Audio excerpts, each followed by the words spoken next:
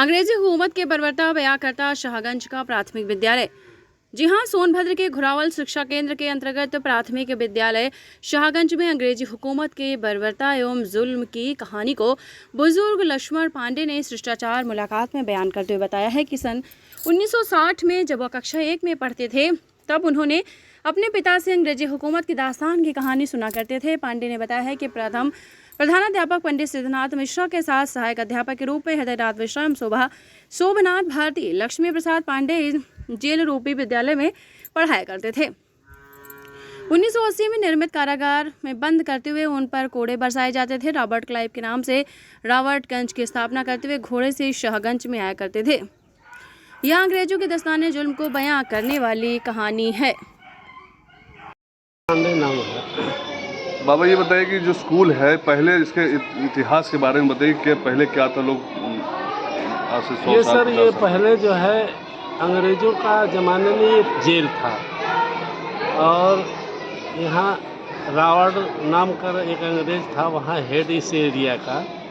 वो यहाँ पिताजी के बताने पर आते थे, सब कैदी यहाँ बंद होते थे और बहुत दिन तक ऐसे चला। फिर जो है बाद में इसको हमारे बचपन में ये सन 60 में जो है ये स्कूल बन गया। जब ये सब चले गए, आज़ादी हो गई, ये सब यहाँ चले गए तो ये स्कूल बन गया। कक्षा 1 से और 5 तक का जो है यहाँ थे। शोभनाथ मास्टर, कभी कभी उनको हेड मास्टर हमारे कंठपरवा मास्टर कहते थे। शोभनाथ भारती थे और लक्ष्मी पांडे थे और वकील साहब थे और शिवाजी और वो थे सिद्धनाथ हेड मास्टर थे।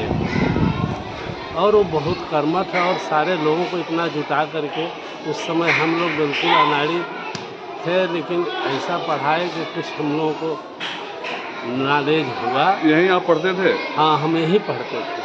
तो क्या माहौल था, कैसा मतलब था? अब तो काफ़ी परिवर्तित हो गया पहले जैसे। अब पहले से तो अब समझ लीजिए कि वो ज़मीन आसमान का अंतर पड़ गया इस स्कूल में।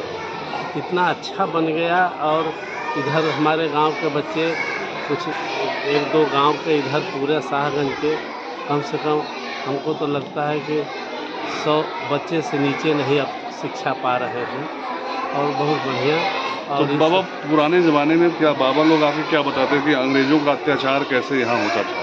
वो उन लोगों का अत्याचार होता था कि रावण वहाँ जो है रावटगंज से इस क्षेत्र से कोई गलती कर दे या कुछ अनर्गल सतावे तो बोल देने पर तुरंत अरेस्ट करके हमारे पिताजी बताते थे कि ले आके यहीं बंद करते थे। सब बंद करते थे और 1 मीटिंग 2 मीटिंग खाना, कभी 1 मीटिंग खाना।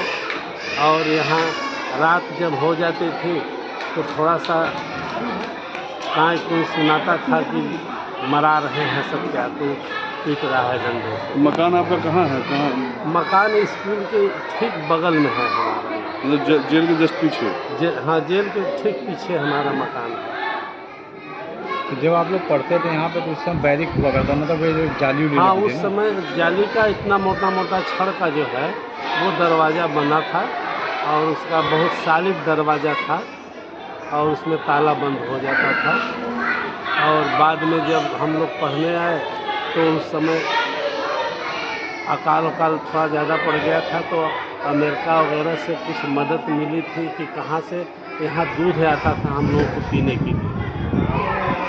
और वो दूसरे टाइप का जैसे ऊँट का हो या किसी चीज़ का पाउडर वो घोल के हम लोगों को दिया जाता था बच्चों को शुरुआत में। तो अब जैसे बाबा बदल गया है ज़माना, जी, चीज़ें बदल गई हैं जी। ये एक बहुत ऐतिहासिक स्कूल है। मुझे लगता है सोनभद्र में ऐसा स्कूल नहीं होगा। नहीं, सोनभद्र में क्या इधर पूरे पूर्वांचल में ऐसा स्कूल नहीं? इस तरह का स्कूल तो नहीं बना है अभी तक हमारे देखने में। बने हैं कहीं गांव-गांव में, कुछ प्राइवेट लोग खोल दिए हैं। नहीं, ऐसा स्कूल कि जो पहले जेल हुआ करता था फिर बाद में स्कूल हो गया। हाँ, पहले जेल था और ऐसा स्वर्ग जैसा परिवर्तन हो गया कि ये स्कूल हो गया। इससे बड़ी राहत हो गई सर। होता कि इस समय तो उस समय के आतंक से इस समय तो इतना गौरव महसूस होता है कि अब हम क्या उसका बखान करें कि इस समय तो देखने पर ही, यहाँ रहने पर भी जो है गौरव महसूस होता है कि नहीं। पुरानी चीज़ें याद आती हैं। हाँ, पुरानी चीज़ याद आती हैं तो बहुत दहशत होता था कि क्या था, अब क्या हो गया। का जो इतिहास है वो क्या है, जरा थोड़ा सा इसको बताइए। ये प्राथमिक विद्यालय शाहगंज है और ये स्कूल आज़ादी के पहले जेल था अंग्रेज़ों का, और 1947 के बाद देश जब आज़ाद हुआ तो इसमें कुछ स्वतंत्रता संग्राम सेनानियों के सहयोग से इसमें विद्यालय संचालित होने लगा। तो आप भी इसी इलाके के रहने वाले हैं? जी, हम इसी बगल के मसोई गांव के हैं। तो बचपन में भी आप लोग कहानी वानी इसकी सुनते थे, बताते थे? बचपन में हमारे बाबा खुद स्वतंत्रता संग्राम सेनानी थे और वो बताते थे कि यहाँ अंग्रेज़ जो है, जनता जो अंग्रेज़ों के विरोध में बोलता था उनको यहाँ पकड़ करके बंद करके यातनाएं दी जाती थी। तो अब ये जेल स्कूल बन गया है, हाँ। चीज़ें बदल गई हैं। हाँ, अब तो बहुत। और आप उसी जगह पे पढ़ा रहे हैं, जी।